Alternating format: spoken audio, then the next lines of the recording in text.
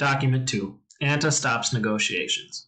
ANTA is a Chinese company that has NBA athlete sponsorship deals just like Nike or Adidas. And for quick reference, here's their website. There's Klay Thompson.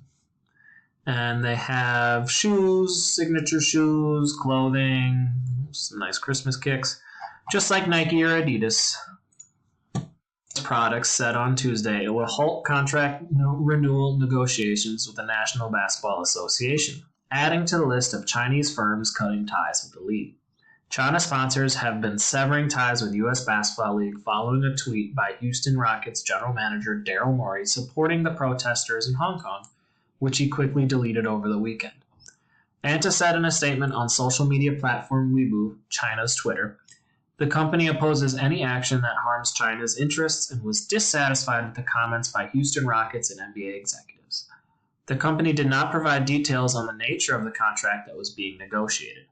ANTA has endorsement contracts with several NBA athletes, including Golden State Warriors guard Klay Thompson and Boston Celtics forward Gordon Hayward.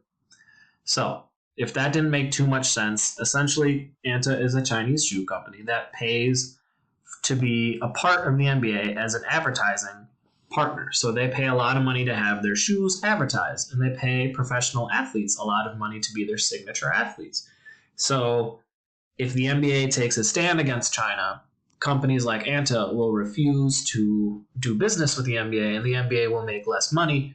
And additionally, players like Klay Thompson and Boston Celtics, now with the Charlotte Hornets, Gordon Hayward, they can't have sponsorship deals with ANTA anymore because they won't want to do business. So is this document kind of saying that we should continue to do business with China or should not continue to do business with China?